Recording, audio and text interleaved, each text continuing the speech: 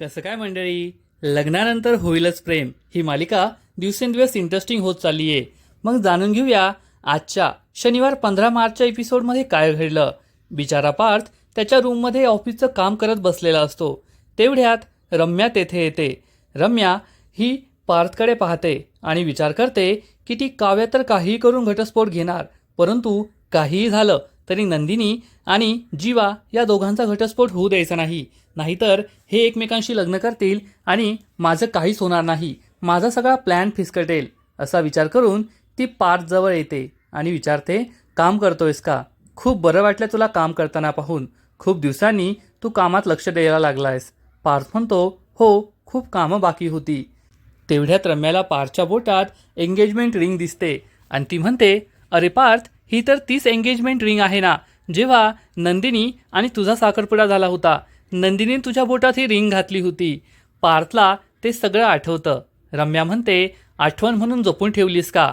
तू कितीही आठवण म्हणून जपून ठेवली, परंतु त्या नंदिनीला काही देणं घेणं नाहीये. पाहिलं ना घरात कशी वावरत असते, जसं काही झालंच नाहीये. तिने ही सगळी परिस्थिती मान्य केली आहे, हे लग्न मान्य केलंय. त्या दिवशीचं तुला आठवतंय ना, जेव्हा काव्या तिला म्हणाली की आपण घटस्फोट घेऊया, तेव्हा नंदिनीने त्यासाठी नकार दिला आणि ती म्हणाली की जीवाने माझ्यासाठी जे केलंय ते दुसरं कोणीच केलं नाही. त्यामुळे जोपर्यंत जीवा स्वतःहून माझ्याकडे घटस्फोट मागत नाही, तोपर्यंत मी त्याला वेगळं करणार नाही. हे सगळं आठवून पार्थला खूप वाईट वाटतं. रम्या त्याच्या आणखीन कान भरू लागते की तू उगाचच त्या नंदिनीच्या मागे स्वतःला त्रास करून घेतोय, परंतु तिला काहीही त्रास होत नाहीये. तिला त्या जीवापासून वेगळं व्हायचं नाहीये. तिचं तुझ्यावर प्रेम नाहीये. ती एक नंबरची वाईट मुलगी आहे. तिला तुझं काही देणं घेणं नाहीये. तुला आठवतंय ना, जेव्हा तिला आणि जीवाला तुमचा आशीर्वाद घ्यायला लावला होता, तेव्हा त्यांनी तुमचा आशीर्वादसुद्धा घेतला होता. याचा अर्थ तिच्या मनात तुझ्याबद्दल काहीच प्रेम नाहीये, कोणत्याच भावना नाहीये. मी तर म्हणते ती एक नंबरची आळशी मुलगी आहे, एक नंबरची कुटील मुलगी आहे. ती कॅरेक्टर लेस आहे, तिचं काहीही कॅरेक्टर नाहीये. हे सगळं ऐकून पार्थला खूप राग येतो आणि तो जोरात ओरडतो, शट अप, एक शब्दही बोलायचं नाही. नंदिनीबद्दल मी काहीही ऐकून घेणार नाही. असं म्हणून तो रागारागाने तेथून निघून जातो. रम्याला सुद्धा राग आलेला असतो, परंतु ती विचार करते, आज पार्थ माझ्यावर ओरडलाय, परंतु आज ना उद्या त्याला कळेल की नंदिनी कशी मुलगी आहे आणि तो नंदिनीचा विचार सोडून माझ्याजवळ येईल आणि आमचं लग्न होईल. संध्याकाळ होते. इकडे आरुषी ही नंदिनीला विचारते की मला खूप वाटायचं की माझा सेपरेट बेडरूम असावा, मी एकटीने राहावं, परंतु आता माझा एकटीचा बेडरूम झालाय तर मला करमतच नाहीये. तुमच्या दोघींची खूप आठवण येते. तुमचे तिकडचे बेडरूम कसे आहेत? हे ऐकून काव्याला खूप राग येतो आणि ती चिडून म्हणते, बोलायला दुसरा कोणता विषय नाहीये का? फक्त आमच्याच लग्नाचा विषय तुला मिळतो का? आरुषी चिडून म्हणते, ही असं का वागते, असं का बोलते? मी तर असंच जनरली विचारत होते ना. नंदिनी म्हणते, जाऊ दे, तिच्याशी नको बोलूस, तुला काय विचारायचं ते मला विचार. आरुषी विचारते, जीवा कसा वाटला तुला? आधी तर मी फक्त पार्थ जिजूंबरोबर बोलले, जीवाशी कधी बोललेच नाही. तू सांग. नंदिनी म्हणते, मी सुद्धा लग्नाआधी त्याच्याशी कधीच बोलले नव्हते, परंतु त्याने माझ्यासाठी जे केलंय ते दुसरं कोणीच करू शकत नाही.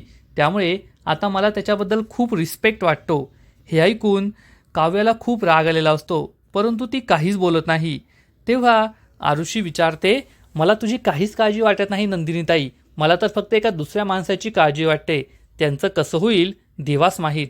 हे ऐकून काव्याला खूप राग येतो आणि ती चिडून म्हणते, काय बोलतेस, काही कळतं का तुला? आपलं वय काय, आपण बोलतो काय, हे समजत नाही का तुला? नंदिनी काव्याला शांत करण्याचा प्रयत्न करते आणि म्हणते, सोड ना, लहान आहे ती. आरुषीसुद्धा खूप घाबरते आणि म्हणते, मी तर मस्करी करत होते. काव्या चिडून म्हणते, नाही करायची मग मस्करी, मस्करी तर माझ्याबरोबर झाली आहे. लग्न हे म्हणजे अशी गोष्ट असते की तुमच्या आवडीचं तुमच्यापासून दूर नेणं आणि तुम्हाला जे आवडत नाही ते तुम्हाला सोपवणं. आणि तूही आता लहान राहिली नाहीये. करतेस का लग्न मनाविरुद्ध? मग कळेल तुला माझी काय परिस्थिती झाली आहे. दुसऱ्याचं दुःख कळत नसेल तर कमीत कमी त्याची मस्करी करू नये, एवढं तरी तुला कळलं पाहिजे. असं म्हणून काव्या ही तेथून रागारागाने निघून जाते. तर इकडे मालिनी आणि विक्रम हे मिठाया पॅक करत असतात. आता आपली दोन्ही मुलं सासरी जाणार. तेथे गेल्यावर त्यांना आपल्या सासरच्यांना काहीतरी गिफ्ट द्यायला हवं, म्हणून मालिनीने मिठाया आणून ठेवलेल्या असतात. तेवढ्यात पार्थ आणि जीवा तेथे येतात. तेव्हा जीवा म्हणतो मी याच्याबरोबर नाही जाणार. हे ऐकून मालिनी आणि विक्रमला मोठा धक्काच बसतो. विक्रम चिडून म्हणतो याच्याबरोबर नाही जाणार म्हणजे काय? दोघे एका घरातले भाऊ आहात ना, लहानपणापासून एकत्र आहात. मग एकाच ठिकाणी जायचं तर वेगळे जाल का? कसं दिसेल ते? त्यामुळे गपचूप एकत्र जायचं. परंतु जीवा त्यासाठी नकार देतो. पार्थ काहीच बोलत नाही. मालिनी ही जीवाला समजावून सांगते आपलं याविषयी आधीच बोलणं झालंय ना जीवा, तुम्हाला दोघांना एकत्र जावं लागेल. मी 1, 2, 3 म्हणेपर्यंत दोघांनी एकत्र इथून निघायचं. असं म्हणून मालिनी ही 1, 2 असं म्हणू लागते. परंतु जीवा हा रागारागाने तेथून एकटाच निघून जातो. मालिनी ही पार्थला समजावून सांगते पार्थ लहान आहे तो, जे त्याच्याबरोबर घडलंय त्याला त्याची अपेक्षा नव्हती. परंतु तू समजूतदार आहेस ना, मोठा आहेस ना, तू त्याला समजावून घे, त्याच्यावर रागावू नकोस. पार्थ हो म्हणून तेथून जातो. तेव्हा विक्रम हा मालिनीला समजावून सांगतो की काय करावं मला काही कळतच नाहीये. परंतु वेळ हे याच्यावरचं एकमेव औषध आहे. आज ना उद्या त्यांना समजेल आणि ते बरोबर सुधारतील. त्यांचं नातंसुद्धा गोड होईल. मालिनी म्हणते मला पार्थ आणि नंदिनीची काळजी नाहीये, जीवा आणि काव्याची काळजी वाटते. त्यांना हे सहन होत नाहीये आणि ते समजूनही घेत नाहीये. इकडे नंदिनीची आई किचनमध्ये काम करत असते. तेवढ्यात नंदिनी तेथे येते.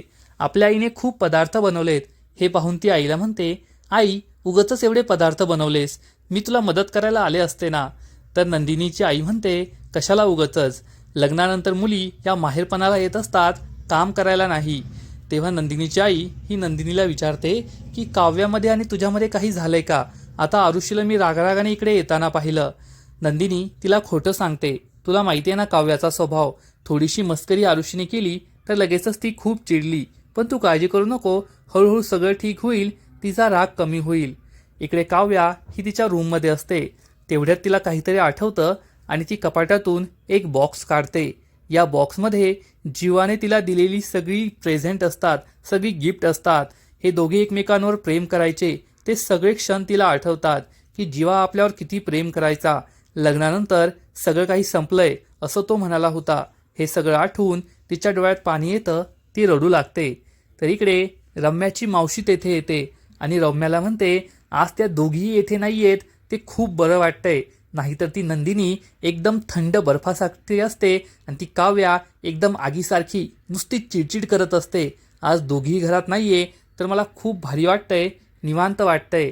आणि त्यात त्यांच्या लग्नाचे सुद्धा फोटो आलेत ना. हे ऐकून रम्याला एक कल्पना सुचते आणि ती लगेचच मावशीचा मोबाईल घेऊन काव्याच्या मोबाईलवर त्यांच्या लग्नाचे फोटो पाठवते. हे फोटो पाहून काव्याला खूप राग येतो. हे फोटो माझ्या आणि जीवाच्या लग्नाचे हवे होते, मला हे लग्न नाही टिकवायचं असं ती ठरवते आणि लवकरात लवकर हे लग्न मोडायचं, पार्थपासून घटस्फोट घ्यायचा असंही ती ठरवते. पुढील एपिसोडमध्ये आपण पाहू की काव्या आणि आरुषी हे दोघी एकमेकांच्या माफी मागतील आणि एकमेकांना मिठीत घेतील. त्याच वेळेस नंदिनी तेथे येईल आणि म्हणेल की मला नाही का मिठीत घेणार. तर काव्या चिडून म्हणेल आता ती वेळ गेलीये, आता तू आमच्यामध्ये नाही येऊ शकत. त्यामुळे नंदिनीला वाईट वाटणार. तर थोड्या वेळानंतर जेव्हा आई ही काव्याच्या रूममध्ये येईल तेव्हा तिला चक्क तो बॉक्स सापडेल ज्यामध्ये काव्या आणि जीवा या दोघांच्या सगळ्या आठवणी असतात. यावरून आईला समजणार की काव्या आणि जीवा या दोघांचं एकमेकांवर प्रेम आहे. मग आता पुढे काय होईल, जेव्हा ही आईला समजणार तेव्हा आई काय करेल हे तर पुढील एपिसोडमध्ये कळेलच. परंतु तोपर्यंत लग्नानंतर होईलच प्रेम या मालिकेचे असेच नवीन नवीन अपडेट्स सर्वात आधी जाणून घेण्यासाठी व्हिडिओला लाईक करा, शेअर करा आणि चॅनलला सबस्क्राईब करायला विसरू नका. खूप खूप धन्यवाद. कसं काय